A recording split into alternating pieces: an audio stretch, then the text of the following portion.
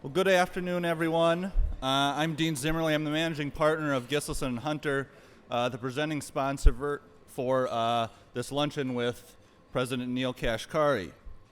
Gislason & Hunter is a team of 24 lawyers across two offices in New Ulm and Mankato, Minnesota, who have, in my view, through their determined work on behalf of clients, have really solidified ourselves as a premier law firm in southern Minnesota and the greater upper Midwest region. We provide a full range of legal services on behalf of our clients, including estate planning, family law, employment, real estate, environmental, and many more. And we work in industries that are, I think, well represented in the Mankato region, including lending and finance, especially agribusiness, construction, transportation. We're incredibly proud to be the presenting sponsor for this luncheon today for the same reason that we're incredibly proud to be part of the Mankato community. For over 85 years, Gislason has grown with the communities of New Ulm and Mankato, and right now is a really exciting time. You heard that from Ryan today. You know, time and again, Mankato is highlighted as having just some of the strongest economic numbers in the country as far as unemployment and economic growth. And I think that really speaks to the vibrancy of the economic strength in this area. And it's been great to partner with some of the organizations that help facilitate that in this area, including Green Steam, including Greater Mankato Growth. And we see that vibrancy of the economy in our clients, and really when our clients succeed, that's when we succeed, so we want to be partner in that success. So we're really excited to hear Mr. Kashkari's remarks about the economic success and challenges in the area, and to be able to kind of share that with the business leaders and share that insight and knowledge here. And so with that, it's my pleasure to introduce our moderator and keynote speaker today. First, moderating is Andy Wilke, the executive vice president, of Greater Mankato Growth.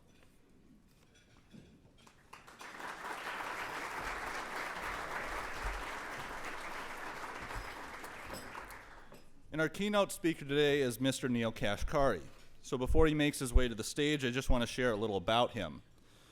President Neel Kashkari has been the president and CEO of the Federal Reserve Bank of Minneapolis since January 1, 2016. He serves as a member of the Federal Open Market Committee, bringing the 9th Federal Reserve District's perspective to monetary policy discussions in Washington, D.C. In addition, Neel oversees Minneapolis Fed operations and leads its many initiatives.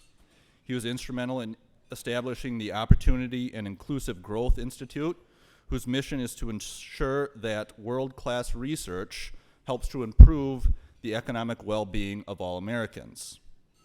Most recently, he supported the expansion of the Center for Indian Country Development, which advances the prosperity of Native nations and indigenous communities through actionable data and research. Neel earned his bachelor's and master's degree in mechanical engineering from the University of Illinois. He became an aerospace engineer, developing technology for NASA missions. Eventually turning to finance and public policy, he earned his MBA from the University of Pennsylvania's Wharton School, joined Goldman Sachs, and served in several senior positions at the U.S. Department of Treasury, including overseeing the Troubled Asset Relief Program, or known as TARP, during the financial crisis. Before joining the Minneapolis Fed, he spent 4 years at PIMCO, and then in 2014 ran for governor of California on a platform focused on economic opportunity. Now he lives in Orono, Minnesota with his wife, Christine, children in Ully and Tecumseh, and their Newfoundland dog, Webster. So please join me in welcoming Mr. Neel Kashkari.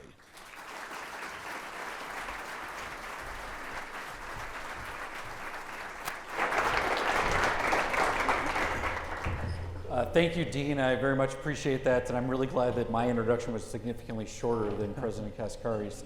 But I'm so glad to have everybody here today. How about this view of Mankato, Greater Mankato? This is an amazing space. I'm so glad to have you here. And it's great that there's just not a lot of snow either, which has been great for the travel here as well. So I'm so glad to be here. Thank you for Gisselson, Pioneer Bank, and Great River Energy, and our friends at Abdo for helping support conversations and events like this. I'm going to sort of kick things off a little bit and have Neel Kashkari speak a little bit about whatever he decides to speak about. And then I'm hoping for a lot of questions from you all. I do have a series of questions, but I'm really hoping that we can hear more from you all and ask questions of President Kashkari this afternoon. So with that, I'll kick it off to you, sir. All right, well, thank you. Thank you for having me. It's great to be with all of you. Really appreciate the great turnout. It's a great opportunity for us. I always like to start by explaining why I'm here. Why do I do meetings like this, and why are these meetings so important to us? In 1913, a long time ago, Congress created the Federal Reserve System, which is our nation's central bank. But they did something unique. They wanted all of the different regions of our country to be represented in the monetary policy process. So they created the Board of Governors in Washington, D.C. I just got quieter. Can you still hear me? Okay. They created the Board of Governors in Washington, D.C., and they created 12 independent Federal Reserve banks scattered around the country, the 9th of which is here, the Minneapolis Fed. So my job and my colleagues are to get out across our region, which includes Minnesota, North and South Dakota, Montana, the Upper Peninsula, Michigan, and northwestern Wisconsin, and to really have a sense of what's happening on the ground in our economy. And then I go back to Washington, D.C. every 6 weeks for Federal Open Market Committee meetings, FOMC meetings that are in the news a lot. And part of what I'm doing in those meetings is talking about what's happening here in our regional economy. Now, we cannot set a different monetary policy for Minnesota and for California. We all use the same dollar, so it's the same monetary policy for the country. But I want to make sure that our region is represented in that deliberative process so we can make the right call for the nation as a whole.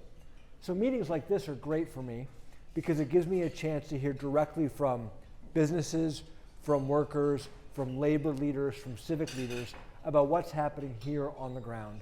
And then this helps us make sense. We look at a lot of data. I have a team of brilliant PhD economists that help me sort through the data every day. And a lot of times the data is sending us mixed signals. It's conversations like this that help us make sense of those mixed signals to try to get a sense of where the underlying economy is going. Now let me just spend a couple minutes on what we're trying to achieve, and then I'm going to turn it over and we're going to have a discussion. Congress has given us what we call our dual mandate, 2 goals that we're trying to achieve. One goal is stable prices, what we've defined as 2% inflation. It won't be a surprise to you to know that we have not been hitting our 2% inflation target over the past few years. We've had very high inflation. The other goal is maximum employment. As many Americans as possible gainfully employed and contributing to our economy. Now, the way we thought it worked was that there was a trade-off between these 2 goals. That if the economy got really hot and businesses had to compete to find workers, and you couldn't find workers, you had to increase wages, the unemployment rate would go down, and the businesses would have to pass those costs on to their customers, and that would lead to high inflation. So the labor market would get hot, and you'd have high inflation. And then in that situation, we would raise interest rates to try to tap the brakes on the economy to bring those 2 things into balance. When inflation took off over the last few years, my colleagues and I raised interest rates very aggressively. And if you've bought a house or you've thought about buying a house, you probably saw that mortgage rates went from around 3% for a 30-year mortgage to around 8% for a 30-year mortgage. So we raised, that was because of us, all right? Just full disclosure. We raised interest rates aggressively to try to tap the brakes on the economy to bring the high inflation down. We wanted to do that while hoping that we could keep the labor market strong. But history has shown that that's really hard to do. Usually when the Federal Reserve raises interest rates to try to tap the brakes on the economy, you push inflation down, but you end up pushing unemployment up. Well, a remarkable thing has happened over the last 6 to 9 months. Inflation has come down very quickly. It's been very good news. We're not all the way there yet, but we've made a lot of progress on inflation. But very happily, the labor market has been strong. The national unemployment rate is still 3.7%. We had a very strong jobs number last Friday nationally. And so it's kind of a conundrum. How has inflation been able to fall so quickly? and the labor market has been so strong. I mean, it's a high-class problem, don't get me wrong. We want to keep the labor market strong, but it just adds to the number of mysteries that we're trying to figure out in this reopening of the economy following the pandemic. And so I'm going to be very candid with you about the things that we think we know and the things that we know we don't know, or the things that we're learning that we don't know. And conversations like this help me to try to make sense of what might be going on. And I have some theories for what I think is going on, which we can get into, but I wanted to give that backdrop just to start the conversation going. And so if you have your food in front of you, I encourage you to keep eating before it gets cold, but nonetheless, we're going to have our conversation. So thank you for being here. Thank you for that. One thing I did want to note is we heard the names of your children, and I understand you're a big American history fan. So Yulee and Tecumseh, Yeah. is that Ulysses? Ulysses S. Grant named- and yeah, Tecumseh? And Tecumseh Sherman, the two leading generals who won the Civil War and saved the country. I want to name my kids after somebody I admire greatly. And I said to my wife when we were expecting our firstborn, I said, boy, I wish we were having a boy, because then we could name him Ulysses. And my wife is from the Philippines. She's a U.S. citizen now, but she said, Ulysses, that's an unusual name. I kind of like that name for a girl. I said, done. All right? Now, so we've shortened it. I mean, she goes by Yulee, but it's short for Ulysses, and my son Tecumseh for Tecumseh Sherman. Yeah. In any case, I hope when they get older, they learn to appreciate the names as much as I do. We'll see. Well, your wife is a good sport on that for sure. I love it. So I have one question just to kind of get the ball rolling, but then I do want to point out we have Liz Sharp in the back waving her. She'll have a microphone, and then Tanner will have a microphone as well. So if you have a question after this one, throw your hand up, and I will call on you, and then Liz or Shannon, or Liz or Tanner will find you. So earlier today we had a conversation with some small business owners, and we talked about here in Mankato, we think we're special. And I think that we have a really fantastic growing economy, very diverse economy. The job market in Mankato has been very robust, leading the state in year-over-year job growth in 2023, yet employers seem to still be struggling to find workers at all levels. Is this the new normal, and how will it impact the economic growth for our region and the nation as a whole? Well, there's a short run and there's a long run issue. In the short run issue, I don't want to suggest that recessions are never going to happen again. I hope we don't have a recession this year. Right now, it looks pretty promising that we're hopefully going to avoid one, but you never know. And there could be some disruption around the world. There's a lot of geopolitical turmoil going on right now. Commodity markets could get upended. That could be big enough potentially to tip the world economy, or at least the U.S. economy, into recession. That's not my base case. So if we had a recession triggered by one of these, what we call shocks, then you would typically expect the job market to soften, because a lot of employers would face downturns and have to lay people off. Longer term, we have a structural issue, especially in this part of the country, that we just don't have enough folks, young people. We're not having children as fast as prior generations did, or as many children as prior generations did. And a lot of our young people are choosing to get up and leave. So I heard that this morning in Mankato. A lot of young people come here for college, but a majority of those then go either elsewhere in the state or they leave the state altogether. And so it's a challenge for smaller cities, and especially for rural communities all across Minnesota, who are trying to retain the young people that they do have growing up there. And so if you look nationally, this is a big challenge, and this is why ultimately getting our immigration system right, and it's a political challenge, but getting that right is important to meet the needs of our economy. If you look throughout American history, immigration has been a big source of labor throughout American history. Almost every advanced economy in the world is struggling with low birth rates. As societies get wealthier, they tend to have fewer children. Like Japan has been facing this now for decades. Many of those countries are culturally deeply resistant to immigration. So they don't even have immigration as an option. We have the benefit that we're not perfect at it, but we're pretty darn good at it. And it's at least an option because a lot of people want to come to America. And so this is a much bigger political question. The long term, it's really about, can we get an immigration system right that meets the needs of our economy? And that's both folks to work on farms, folks to work in meatpacking plants, it's high-tech workers, it's engineers, it's nurses, it's kind of across the spectrum. But that's a political challenge, ultimately, that the American people have to decide. Very good. Who's got a question? Come on, friend. I know all of you, so I know there's some folks in here that have questions. I'm never opposed to cold calling people. I will. I know. I'll call on some of you. There might just be some teachers in the audience too that know what that's like. So, who's got a question? Tom, why don't you wait for Tanner to bring your microphone so it gets caught on the live stream?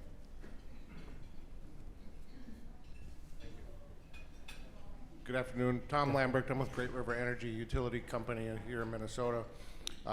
Wondering if we've been hearing a lot about the IRA funding and the infrastructure funding and a lot of investment at the federal level and certainly even some at the state level to incentivize and shape technology and find energy sector relief for decarbonizing. Do you have a take on the impact of those investments, those federal investments, and what they might do to the traditional kind of economic models of industry? You know, it's a good question. The short answer is I don't know. Setting aside some of the investments in alternative energy for a moment, one thing that we talked about this morning is the federal government and the state have allocated a lot of money for broadband all across the country because there are lots of dark spots where people don't have access to broadband. And if we really can get the whole state of Minnesota wired for broadband and affordable, that could be a game changer in helping smaller communities. People could stay there, work at a job remotely potentially, and have the amenities that they like in the small town that they grew up in. So I'm optimistic, especially about broadband's potential in many communities across our state and across the country. In terms of what the IRA and the CHIPS Act and other things means for the future of our economy, I think it's hard to know. There's a lot of businesses that I talked to woke up during the pandemic to realize that their supply chains were much more vulnerable than they appreciated. So many businesses are trying to build in resilience into those supply chains. I don't think that necessarily means they're going to bring back manufacturing from China to the US. My guess is for most businesses it means they're going to diversify their manufacturing sources so that it's not all China. Maybe it's some in Mexico, some in Taiwan, et cetera, Vietnam, and some back here at home. So I don't know long term if it's going to have a huge effect or not. I know people who study climate economics say it's a very big deal to jumpstart the investments in solar and wind, and that could make a meaningful imprint on our greenhouse gas emissions over time. But what that means for our economic growth potential, I'm not sure. Thanks for asking the first question. Thank you, Tom. Randy Birkland in the back, the Greater Mankato Growth Volunteer of the Year as well in 2024. Thank you, sir. So my question is, I heard you say that we needed to get the immigration policy correct. Not from a political point of view, but from an economic point of view. Does your board have an idea what that looks like, or do you have a personal idea what that looks like? Yeah, I mean, this is, I have, Neel's, if I have one vote in any kind of an election, so do you. So this is how I would do it. First of all, let me back up. Where does economic growth come from? It comes from two things. It comes from productivity development. So we invent new technologies so we can do more with the same resources. We're very good at that as a country. And it comes from population growth. More people to produce things, more consumers to buy things. And I'm talking about the second half of that equation. And so if we have fewer kids, if we're all having fewer kids than prior generations, all else being equal, we're going to have slower economic growth. So this is just math. And so for me, I would design the immigration system to say where are the jobs needed in our economy, and let's map who we prioritize coming in to meet those needs. That's how I would do it. But this is a very fraught political issue, and it seems commonsensical for me from an economic perspective, but other people look at things from a cultural perspective or a philosophical perspective, and those opinions count too. And that's why it's been so hard for us as a country to reconcile and come up with a comprehensive plan. But it's funny, I meet with all of our federal elected representatives from our region. At least once a year I try to meet with everybody.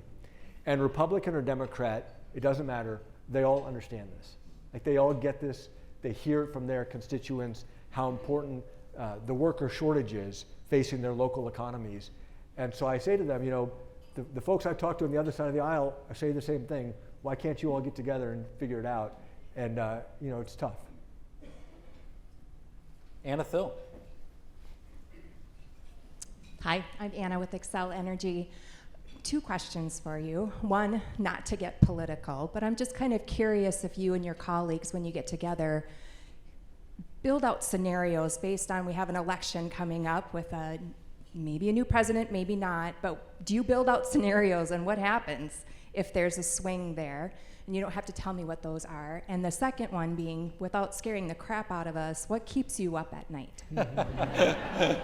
Probably the Well, election. the first one's easy to answer. We do not. We do not think about politics. We do not think about the upcoming election and different scenarios and what it could mean for the economy or what it means for interest rates. The deal is that Congress has, they've said to us, we were created by Congress. They said, we're going to leave monetary policy to you, but you have to stay out of politics. And we say, okay, got it. We agree with that. And so, if we tried to think through those scenarios or try to do the opposite because someone thinks we're going to think through the scenarios, then we'd be doing something less than optimal for the economy. And so all we can do, it's hard enough, by the way, it's hard enough to get the economics right given all the uncertainty of what we're facing. To now say we're going to throw politics into it, it would be an almost impossible task. So no, we don't. And I would tell you, we have these meetings, these FOMC meetings every 6 weeks. They're recorded, so every 5 years, with a 5-year delay, the transcript comes out. I think the vast majority of Americans would be really proud if you could peer into those rooms, because you can't tell, based on the arguments people are making, what their own individual political perspective might be. I went from I was appointed in 2016, President Obama was president when I was appointed, and then President Trump, of course, and now President Biden. I went from being one of the most dovish members, meaning I was arguing for low interest rates, my first 4 or 5 years on the committee, to now being, I think, on the more hawkish side. Why? Because the economic data has changed. And so you'll see people in the committee room switch positions, but the data has changed. And so that's how it's supposed to work. And so we all take that very seriously and do our very best to check any politics at the door when we come up with our assessments. In terms of what keeps me up at night, it's always a thing that you can't think of. And it's like, shock, economists use this term, it's called a shock. It's this thing that hits the economy that leads to a big disruption. And it's always the shock that you're not paying attention to. And we have a team of people, really smart economists in Washington, whose entire job it is to look for financial stability risks. And yet, we still get surprised. Even though our eyes are open, we're looking, we're trying to run through scenarios, and we were surprised when a bank as small as Silicon Valley Bank could run in, not that nobody believes Silicon Valley Bank, or a bank of $100 billion could run into trouble, but we were shocked that a $100 billion bank could lead to potential contagion all across the banking industry in the country, forcing the Federal Reserve over a weekend to announce emergency measures to try to stabilize the banking system. And so it is always those things that we're trying to look for and that we know we're not seeing because by definition we're not seeing it. Very good. I do have a question I wanted to ask. So related to interest rates, back in November there was an article in the Wall Street Journal and you shared that under tightening will not get us back to a 2% in a reasonable time and that you were concerned about inflation ticking up again. Do you feel the same way today? How, if at all, have circumstances changed? Well, the last 3 to 6 months, the inflation data has been surprisingly positive, meaning good news. So we have a 2% inflation target, and if you look, so 2% inflation target year over year. So you measure inflation now versus a year ago, we want to get to 2%. And we're not quite there yet on the year over year basis, but the 6-month data is basically there, and the 3-month data is basically there. So if you said, hey, if we just think we're going to continue what we've been experiencing, we're on track to get back down to our 2% target. So the last 3 to 6 months has been surprisingly good news. Again, I don't want to say we're done yet. I don't want to say we're necessarily going to just glide past all the way to 2%, but fingers crossed, the data is looking positive. Very good. Who else has a question? Liz, you're pointing to somebody? Hello. Here we go. Thanks for coming. Can you talk a little bit about the growth of the money supply over the last couple of years and how that's played into inflation? Yeah, the money supply This is a debate we have with our economists all the time. Our chief economist is sitting right over there and he's smiling. Because I get asked this question a lot, and you kind of intuitively think, well, if there's more money, that's what leads to inflation. And historically, the Federal Reserve would look at the money supply very, very carefully as a way of trying to understand where is inflation going.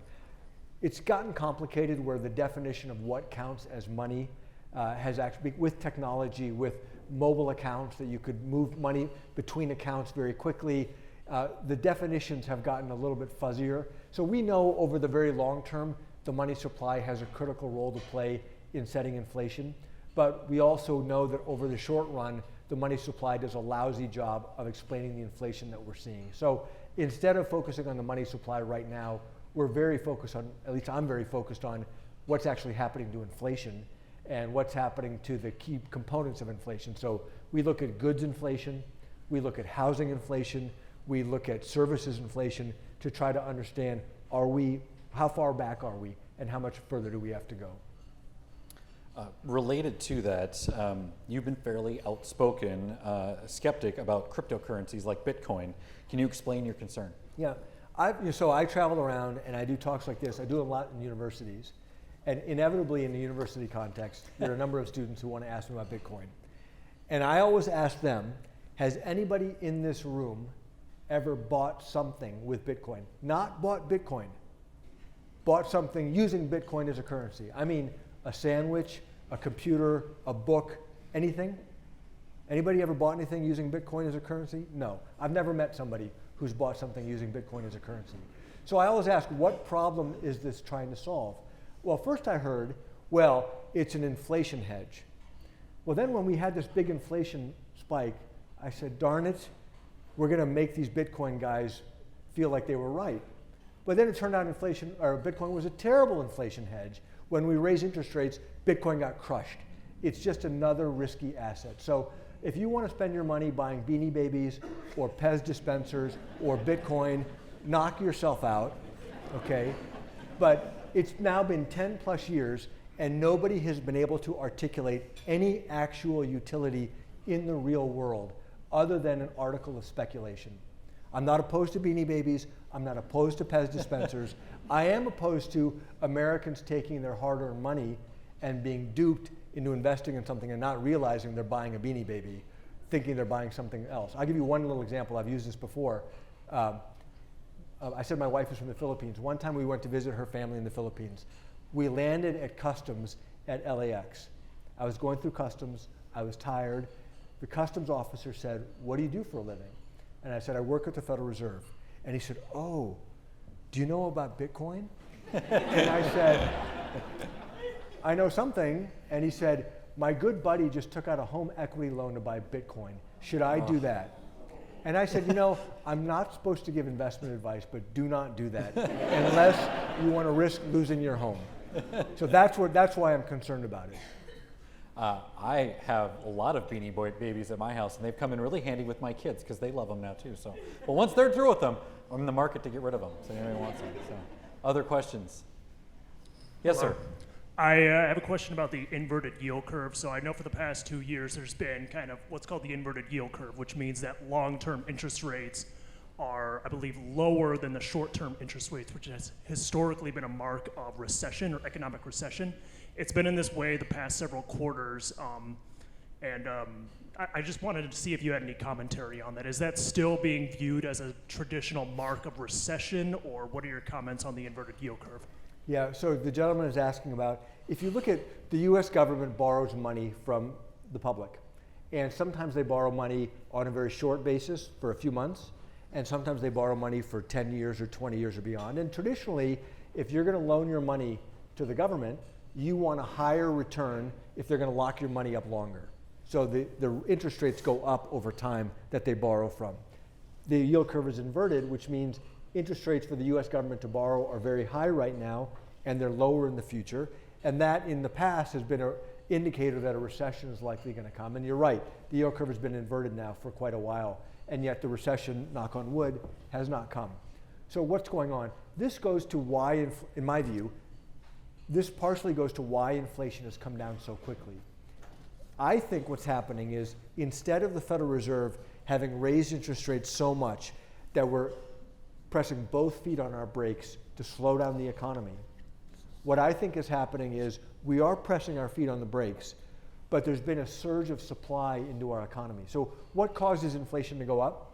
If there's more demand for goods and services than there is supply, prices go up.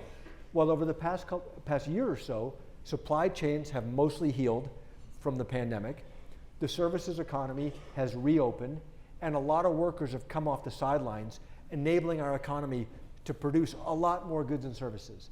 So my gut tells me that most of the gains that we've had, the disinflationary gains, have been because the supply side of the economy has healed so quickly. And then it turns out, in that context, we're not actually slamming our feet on the brakes as hard as we thought. So, we'll see. We're not all the way back yet, but that's my explanation for why inflation has fallen so quickly and why I think the yield curve, at least in this current episode, is not as reliable an indicator as it was in prior cycles, because in prior cycles, the disinflation was really caused by the Fed as opposed to a big surge of supply. Sam Ziegler with Green Seam. Hopefully. Hey, Sam Ziegler, Green Seam. Thanks for coming. One question I have for you is the value of the dollar. So we're a region that does export a lot of goods, and we've had a global competitiveness for a number of years because our economy has been doing well and the value of the dollar has been strong. What do you see in the value of the dollar coming forward in our future? First of all, it's the Treasury Secretary is the one who's supposed to speak on behalf of the government as it relates to the currency. We don't target the dollar. That's not an objective of ours. But generally speaking, currencies get set in the short run by the relative stance of monetary policies. So the US has been relatively more aggressive, the Federal Reserve, in raising interest rates to bring inflation down. And generally that has led to the dollar appreciating relative to the euro, relative to the yen, and Asian currencies. Long term, the reserve currency status, the premium of the dollar is really set by economic competitiveness, which is which major economy do investors around the world have the most confidence in? And that's driven by rule of law, that's driven by the innovation sector, that's driven by fundamentals of economic growth. And America has so much going for us that I feel really optimistic about the dollar's role in the world just because our economic fundamentals are not perfect. We have challenges, but I wouldn't trade places with any other major economy in the world. And so short run, it really is set by monetary policy, but the long run, it's set by these more fundamental economic competitiveness factors. Yes, sir. Tom Cook, and greetings from a fellow University of Illinois graduate, so it's nice. Thanks for coming out. I enjoy your comments. I have a general question, and I've realized we have a target of inflation of 2%. Why 2? Why not 1? Why not 1.5? Why not a quarter? I realize deflation is a bad thing, but would you comment on that, please? Well, so I'm glad you said that. So first of all, people usually say, why isn't it 0? And that's a reasonable question. Why isn't it 0? And my answer to that is because deflation is a bad thing. Here's why.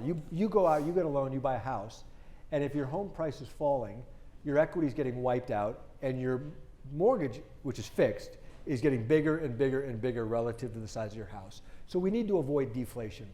For the 5 or 8 years before the pandemic, we were coming in below our inflation target. We were at about 1.5% instead of 2%. So if we had had 0 as our target and we came in short, we would have been in deflationary territory. So 2% is the number that is basically low, but above 0, to give us a little margin for error. And this is what most advanced central banks around the world have kind of coalesced around. There's no magic to it. It could be 1.5, it could be 2.5, but it's just a simple number that people can get in their heads. Bottom line is, we want to get back to inflation that you never think about. When we had 1.5 or 2% inflation before the pandemic, the American people didn't think about inflation. That's where we want to get back to. Hey, Josh Madsen. Josh Madsen, how you doing? Thank you for your time. I have a question. What role do you feel that CBDCs will play moving forward? I know you're not a fan of Bitcoin, but certainly things seem to be moving more digitally, so I'm curious what your thoughts are on that topic. And yeah, so the gentleman is asking about what he said is CBDC, central bank digital currency. Imagine that the Federal Reserve issued its own version of Bitcoin. And to be honest with you, the Federal Reserve is examining this because some central banks have said they want to study it, and the Chinese central bank has said that they want to issue their own Chinese digital currency. I go back to the same question that I asked about Bitcoin. What problem is it solving? So right now, digital currencies exist today. I can send anybody in this room $5 via Venmo or PayPal. Right, that's a digital currency. Sorry, but I could. That's a digital currency. Now you'd have it instantly in your account, you'd know it was there. So what is it that a central bank digital currency could do that Venmo or PayPal can't do? And nobody can answer that question. And they say, well, maybe it's better for financial inclusion. There's no evidence that it is. Maybe it's better to lower cross-border remittance transactions. There's no evidence that that's true. It's like maybe these magic beans will grow a giant beanstalk. It's possible. I can't prove to you that they won't grow a giant beanstalk, but I can tell you there's no evidence that they will grow a giant beanstalk. So I am right now deeply skeptical because all of the people who've been excitedly talking about it, no one has been able to articulate the actual problem that it is actually solving in the real world. Last thing I'll say, but what about China? Why is China doing it? You know what you could do with the central bank digital currency that you can't do with Venmo? The government could monitor every one of your transactions. Can't do that with Venmo. Sounds pretty good to the Chinese government. You could directly tax your accounts. Can't do that with Venmo. Sounds pretty good to the Chinese government. And you could impose negative interest rates on your account. You can't do that with Venmo. You could do that in theory with the CBDC. No one at the Federal Reserve wants to do any of those things, okay? And so, I mean, I'm gonna leave my mind open, but so far I'm deeply skeptical because nobody's been able to articulate an actual use case that I think makes any sense for the American people. Others?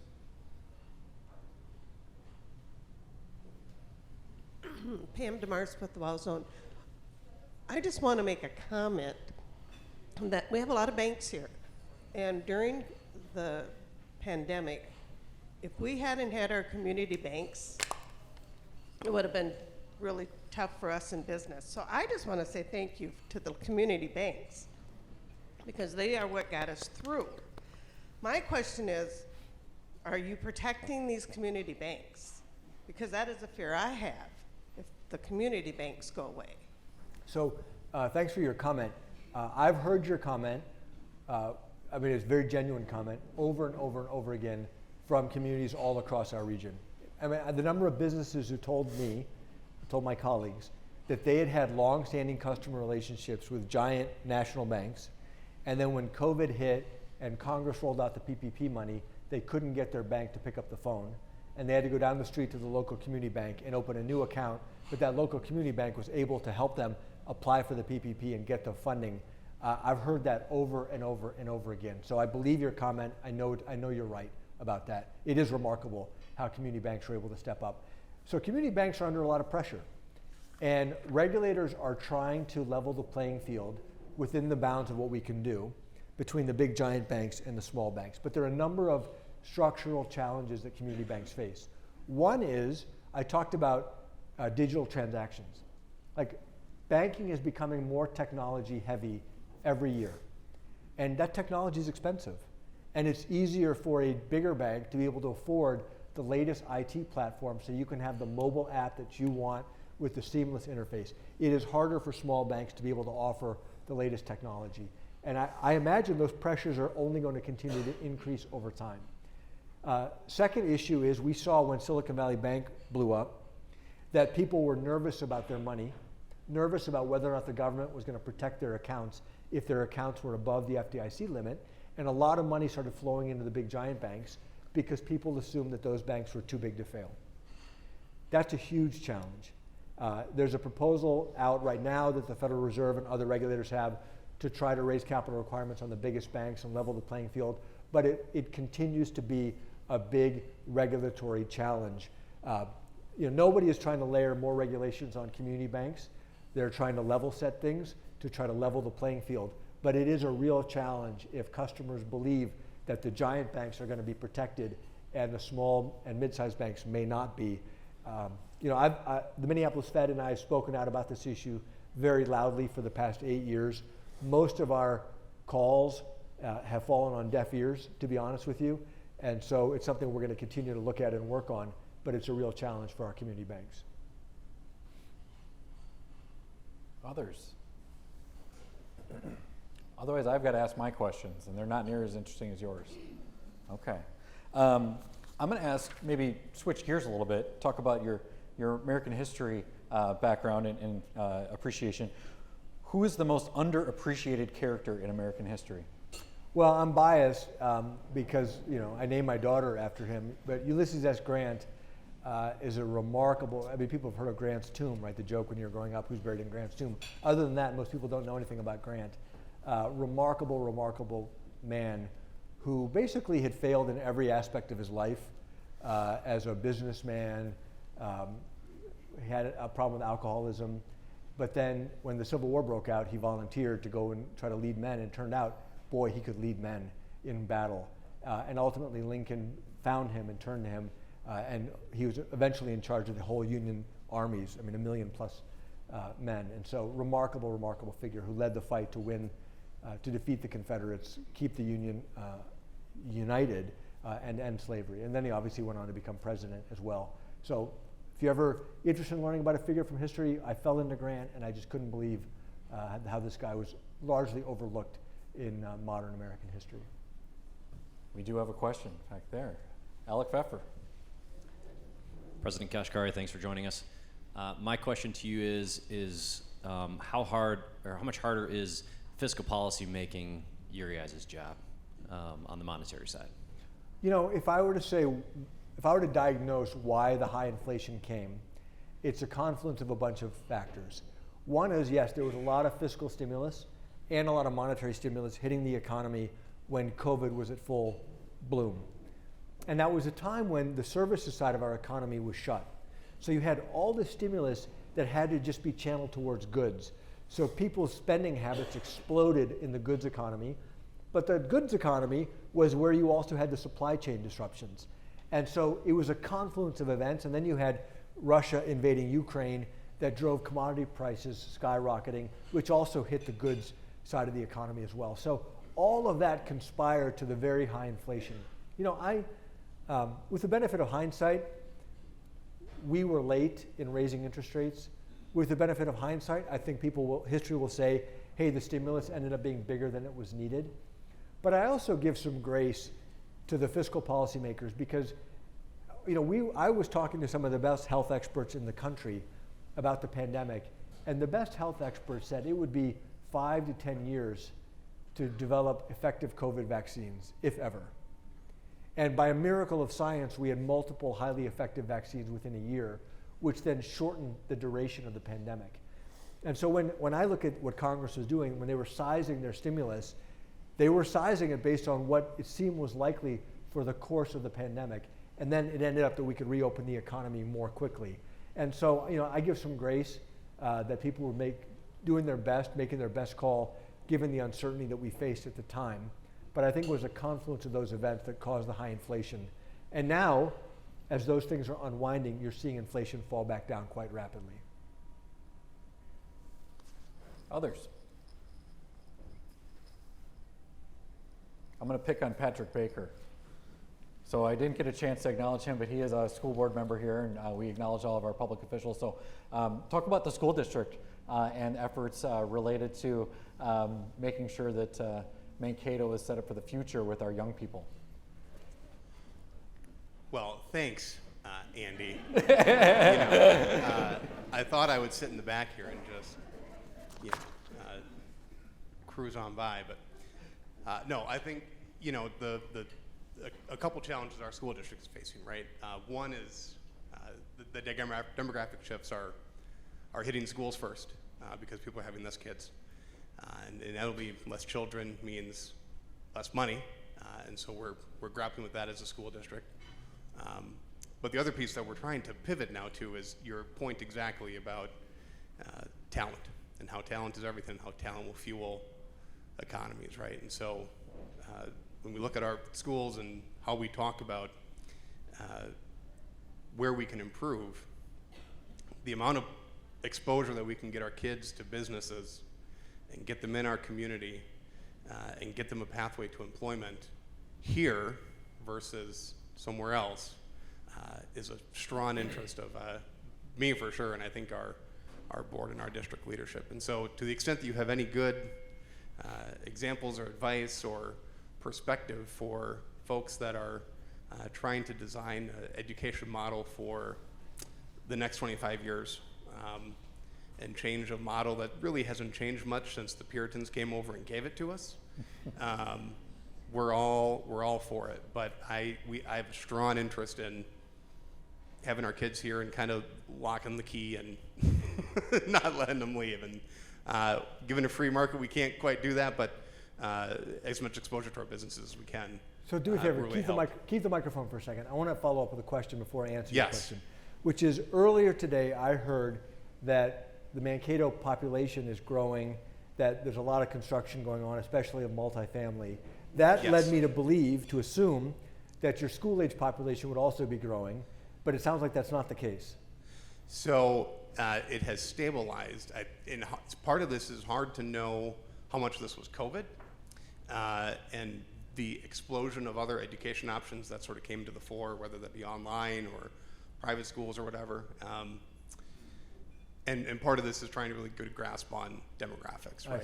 And how much that is real. The other thing I would say is, the housing that is going up predominantly in Mankato, it's a lot of rental. And I don't know that it's being occupied by folks with families.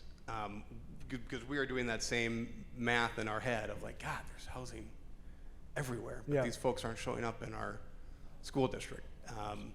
And so I think the characteristics of people who are moving into some of that housing is different, I think, even now than it was 10 years ago.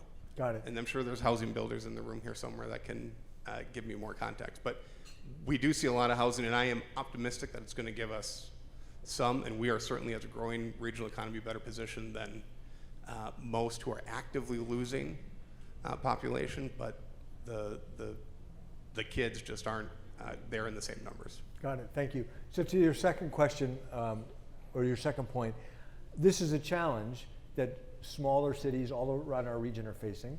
And I would just say I have seen examples of some smaller cities where there's a very strong partnership between the K-12 system, the community college system, the local college, the Chamber of Commerce, the business community, to try to, first of all, a few things. Make sure that the young people who are graduating have the skills that the businesses need.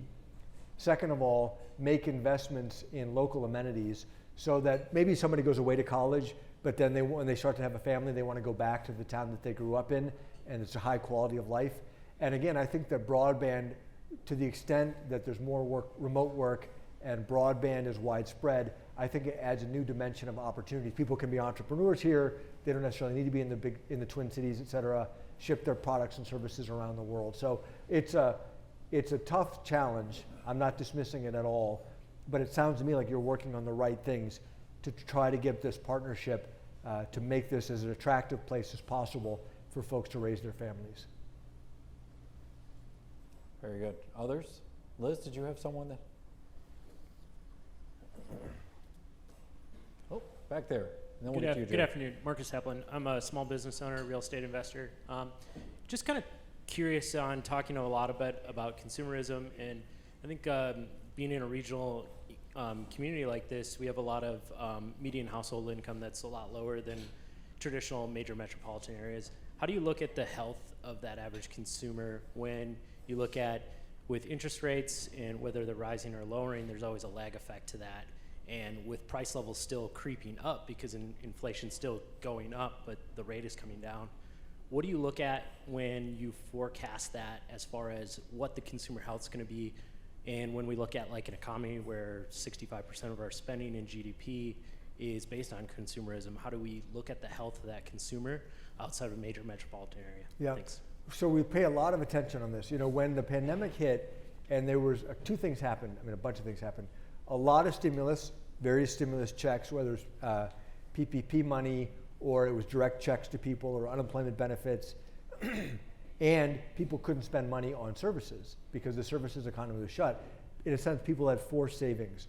So a lot of big banks reported to us that said their checking account balances of their customers soared during the pandemic. So I I think it was the Bank of America CEO said this publicly, I'm not revealing anything secret, that their customer that used to have $1,000 in their savings or checking account, on average, had $7,000. It was a huge multiple.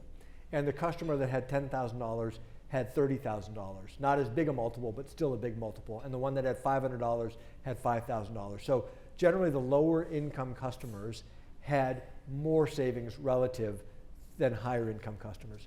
So we've been tracking as much as we can to try to see when is that money going to be spent down.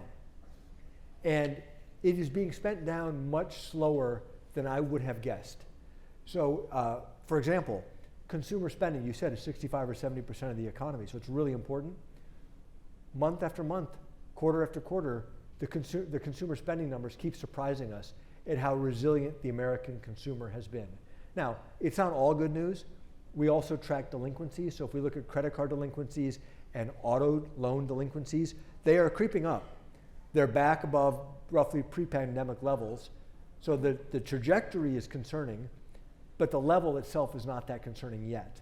And it's from very low levels. They had very low delinquencies during the pandemic because people were effectively saving so much money. So we pay a lot of attention to it. Last thing I'll say, almost 2 years ago, I speculated in an essay that I wrote that it seemed like the economy was in what I called a high pressure equilibrium.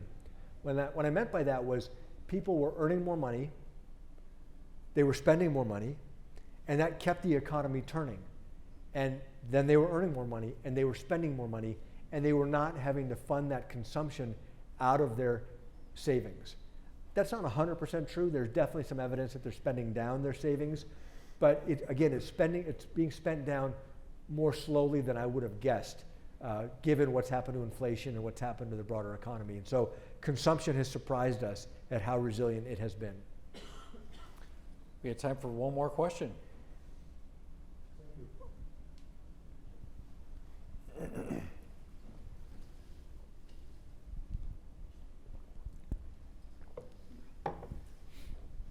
Thank you for coming. Jerry Kopel, I'm a retired banker in this community here in the southern Minnesota.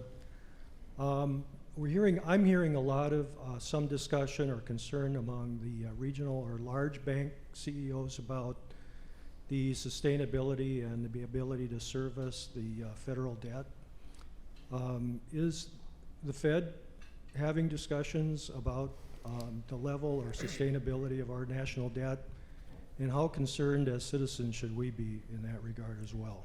So I predict you're gonna find my answer deeply unsatisfying, which is this is that segmentation between fiscal policy and monetary policy. Fiscal policy, as you know, is the domain of Congress and the executive branch to decide how much they want to tax the American people and what they want to spend on versus how much debt they want to issue. That's squarely their job and their responsibility.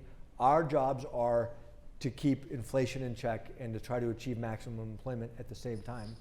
I'll say this, there's great uncertainty about how much debt a country can issue before it becomes a problem. There are countries, smaller economies, that have run into trouble with lower levels of debt to GDP than we have today.